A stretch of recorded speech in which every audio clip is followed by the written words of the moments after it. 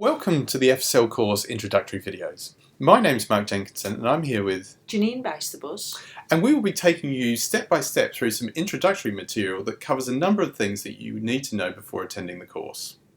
If you're completely new to FSL, then we would recommend that after watching these videos, you actually go and try the practicals yourself. And you can do that by downloading the practical instructions and the data off from the FSL course website onto a computer where you've got FSL installed and then running through all of the steps yourself. This will really help you in gaining that sort of practical experience and helping you more than just actually watching the videos. This will also be more similar to what you will be doing during the course, where you work in pairs through a set of practical instructions at your own pace. There will be plenty of tutors around to answer any questions that you might have, and this is a better way of learning to be able to use the software yourself compared to passively watching a demo. There are three main introductory videos. In this first video, we will look at the new FSL viewer called Fossilize. In the second video, we will look at running brain extraction, and in the third video, we will cover some simple but extremely useful command line tools, in particular FSL Maths and FSL Stats. Knowing a little bit about Unix before coming to the course will be extremely helpful. Therefore, we've also recorded several short videos introducing Unix. If you've not used the terminal before, then we strongly recommend that you watch these as well. Okay, so to start with, we're going to follow the part which is about fossilize. So it says in this to cd to / FSL course data intro and then type ls. If you haven't worked with Unix before, then we would really recommend that you go and read something about Unix and watch the preparatory videos about Unix as well, because you will need to have a very basic understanding of some of the bits of Unix in order to get the most out of the course. So if I type ls, that's just going to give me a list of all the files which are in this particular place. So this is the same as if I had actually gone and found this directory in the graphical browser, so it's FSL course data, intro, and then you can see all of the different files which are in that particular directory, in the same way that you can see all the files here. Okay, so the first real thing we're going to do is to start fossilize. So we're going to do it by typing the name here, and we're going to put an ampersand at the end of it, and that's going to start it off in the background, which means that we can run fossilize at the same time as still using this terminal that we've got. If you didn't have to happen to put the ampersand in the background, then there is a way of getting your terminal back, and the instructions for that are in the website. Okay, so we've now got Fossilize in front of us, and what we're going to do is open the first image by pressing File and Add Overlay from File. We're now going to select the example func image, and you can see that loaded up. So now play around with the Fossilize viewer and see how it changes things. And so as we move around, you can see that all the different views change, and we can see different things about our coordinates down here. So you can see that my position is changing both in the voxel location, which are voxel coordinates, and in these other coordinates, which are millimeter coordinates. You'll need to know about both of them at some point during the course, but for now they're just two different systems, so don't worry too much about that. And the other thing we can see in the bottom right there is that the intensity is changing as we're moving through the image. For now, that's just the grey matter intensity of this image, but this will be important at later stages in the course as well.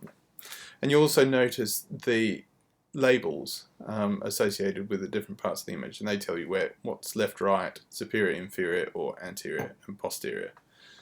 These are the correct way around for this image. Well, it's hard to tell left and right by looking at an image, but everything else is correct. If you ever open an image and they're not right, then that's a real problem. But for all the images that you should be working with in your lab, and certainly on the course, they will be correct, but they're important to look at. You can zoom using the right mouse button by dragging out a portion like that, and that will zoom in. If you want to restore it, then you can use this little reset button there, and that will take you back to that. There's also a way that you can hold shift down and use the middle wheel of the mouse if you want in order to actually change the location through slice of where you are. So if I'm on the coronal, it would change in that direction, the sagittal in that way. And then if I want to pan around the image, I want to just move it, and then if I hold the Alt key and use the left mouse button, then I can shift where these are, which is actually more useful when I'm at a bigger zoom like that. Okay, so let's go back to the setting that we had before. Okay, now let's have a look at the top bar. We've got various different things here. So the first one, this wheel gives you a whole general set of settings that you can have a look at and change certain things of. There's an information one which tells you some things about the image itself, such as where it is, the kind of things that it's storing, and also some information about the size of the image, the number of voxels and the size of each voxel.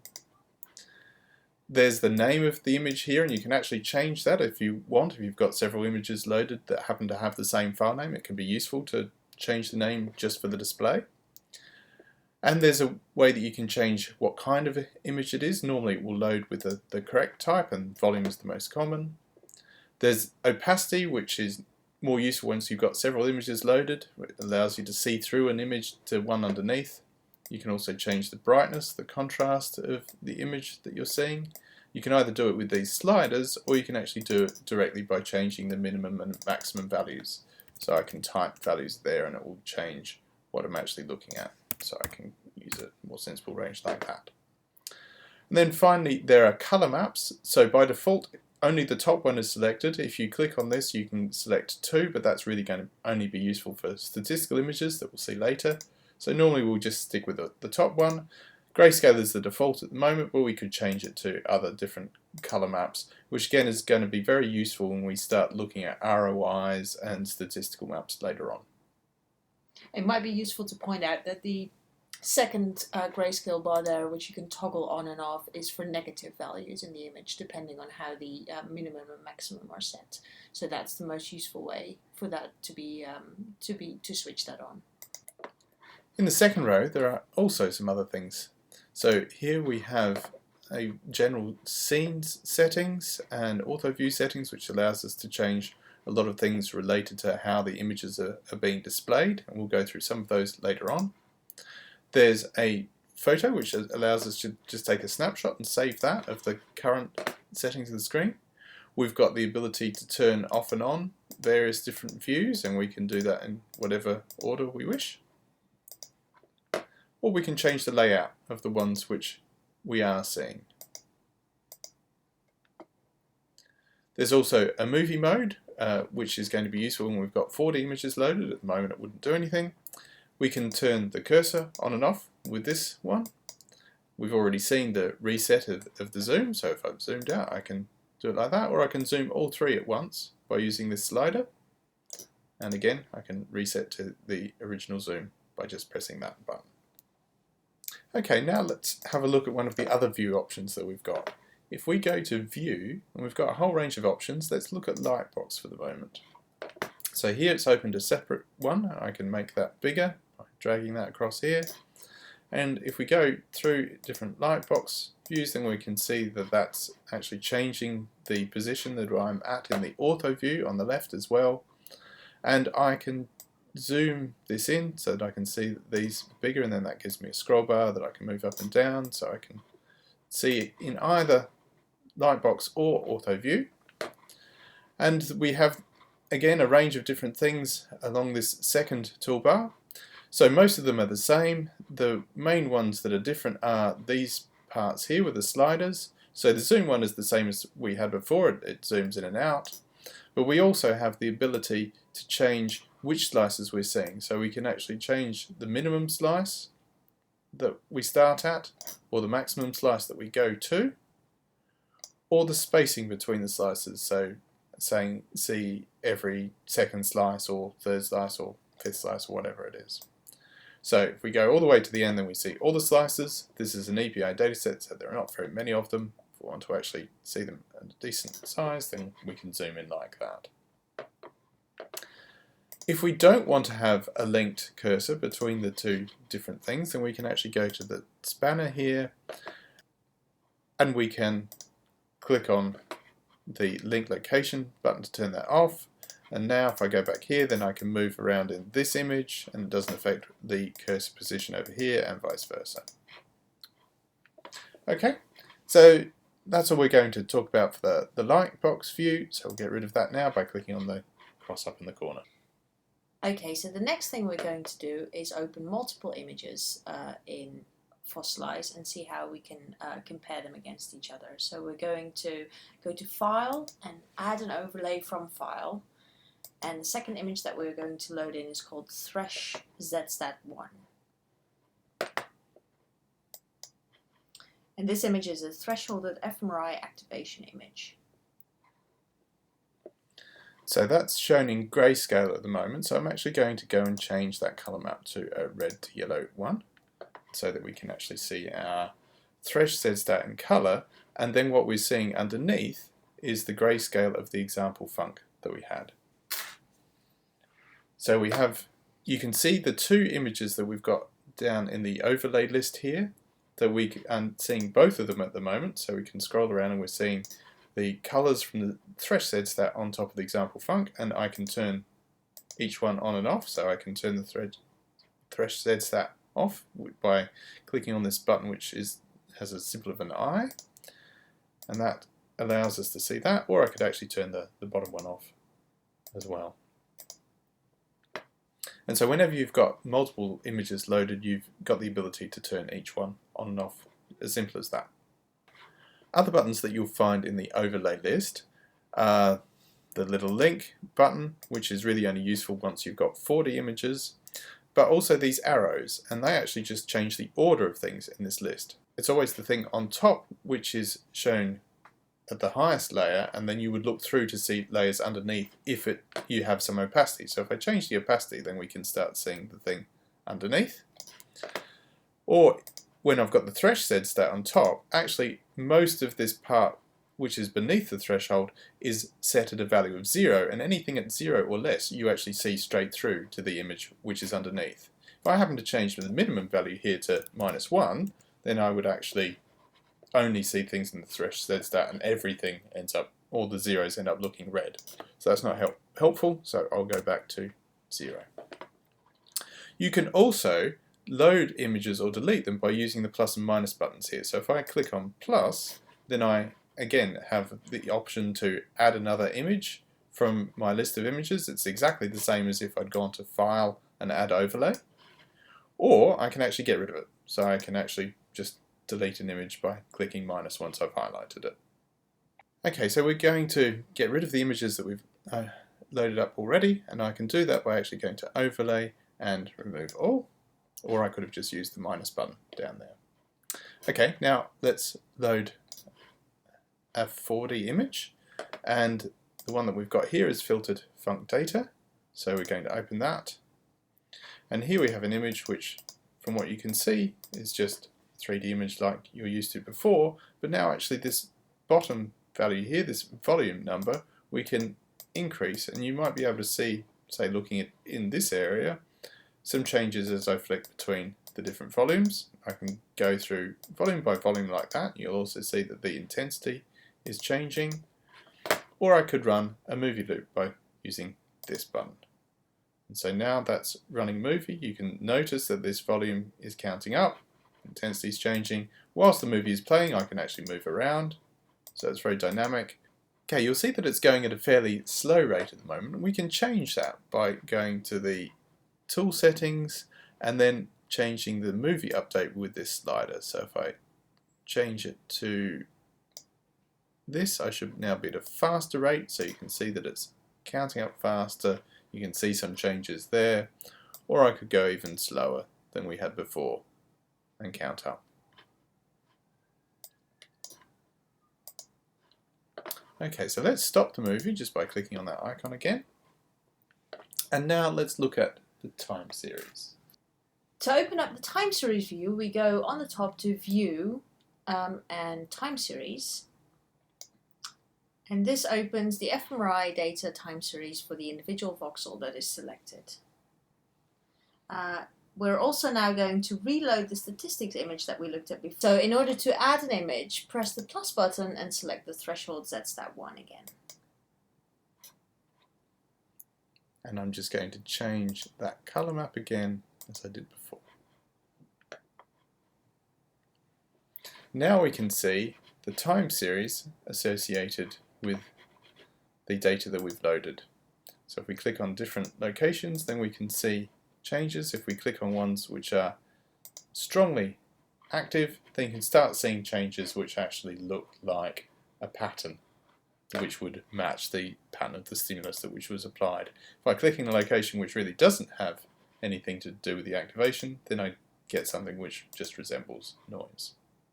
Once you've got a plot that you're interested in, you can either view this in the raw units, so that's showing these values here, or you can change the plotting mode to show the values which are d-meaned, so that they're centered about 0, or normalized, so that they have a unit standard deviation, or you can see them as percentage changes, so that's like in this case a percentage bold change signal. I can also save a particular one by pressing the plus button here, and now if I go and click on another voxel, then I see the two of them together. These have the same color at the moment, so I'll change the color of the one that I saved to something different like that. And so now you can see the saved one in blue, and the one that I'm clicking around is in the brown color. So you can see that in similar areas that I'm getting similar patterns of change. If I go to quite different areas, then both the amplitude and the pattern may be a little bit different. And I can remove any ones that I've already got with the minus button. Okay, so now we're going to remove all of the images that we've loaded again and exit out of the time series viewer. So overlay, remove all. Now we are going to open up a structural image. So if we select the high-res image, and then we're going to look at that in a histogram view, so we can change the view at the top to open the histogram viewer option, which is a histogram of the entire image.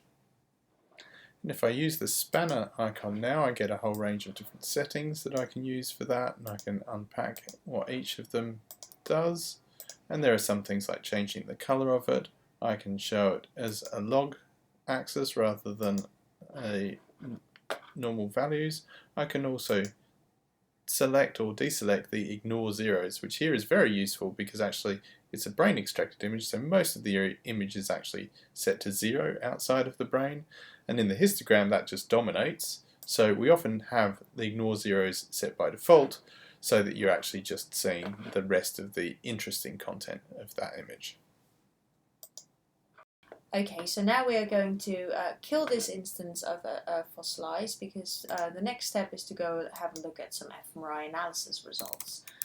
So for this we're going to cd into the right directory and then open fossilize with the filtered func data and also 2 statistical results images. You can see the -AD flag in this command for opening fossilize. And this is short for auto display, which tells fossilize to automatically adjust the display properties for certain images. So in this case, the statistical images are automatically given colors, as you can see here. And you can tell which is which just by switching them on and off. So you can see here that ZSAT1 is the one that's in red to yellow, ZSAT2 is the one that is in the blue color range.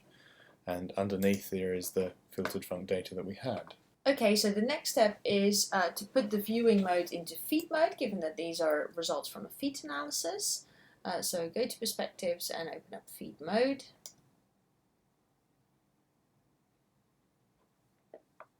Now you see here that we have a lot of information which has come from all of the things which have been stored from the feed analysis, which is the task-based fMRI analysis tool that is in FSL.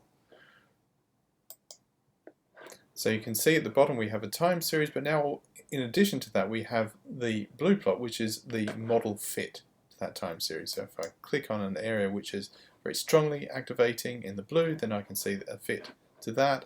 If I find an area in the red, the yellow, and again I have a good fit to that one which is somewhat different. There's also information about the clusters that have come out of the analysis, and if you click on the arrows here, then you can say be taken to the maximum statistic point of a particular cluster. Okay, we are now ready to close this instance of Fossilize, because the next step that we're going to take is to have a look at atlases in standard space. So we're now going to have a look at a standard space image and look at some atlases. So we'll open up Fossilize again, and then when that's open we'll go to add a standard image, and we can select a standard image from this list. So it automatically goes to the right directory in the installed version of FSL so that you can open the standard space image. So when you click open, it will show you a structural image that is in standard space. So we can move around through this, and now we're going to have a look at the atlas information. So to do that, we go to the menu Settings, Auto View 1, which is the current only view that we have open, and then one of the options there is Atlas Panel. If we open that, then we get some information down here about atlases. I'll expand that a little so that we can see it somewhat better. And here by default 2 are selected, and if I go and click around in different places, then you can see actually that these values here are updating according to what structure I happen to be in. So now it's 98.8% right thalamus, now it's 100% right putamen, now left caudate, and so forth. I can also click on one of them to show that particular structure as a probabilistic map, or I can hide that, or I can show the entire atlas so that you can see all of the different structures which are included in that atlas. And I can also turn on another atlas, say this one which is about the white matter. If I have a look at that atlas, we can see the areas which are in that atlas. And so if I click in a certain position in the white matter, then down here it will show me the part that I'm in, and I can look at that particular one. Because this atlas is not a probabilistic atlas, it's just a labeled atlas, it just shows us a single color, and we don't get a percentage associated with that area. We can also do a search in atlases. So we can search for a particular region, for example the hippocampus, and that will show us which of the atlases that were include the hippocampus, and then by selecting those you can see what's in the entire atlas, or you can look at the different parts which match your search term. So here we've got both left and right. If I press this plus button, it will take me to an example location within each of those. If I click on the button next to it, I get the probabilistic label associated with that. I could pick this in a different atlas, and so now it's actually taking me to the white matter associated with that hippocampus. Note that when you select the region in the atlas, it also shows up as an image on the left hand side, which can be useful if you want to save it out, for example, as an ROI. Which you could do by the little save icons in this overlay list. Okay, and that's all that we really wanted to cover with respect to Fossilize in this introductory practical.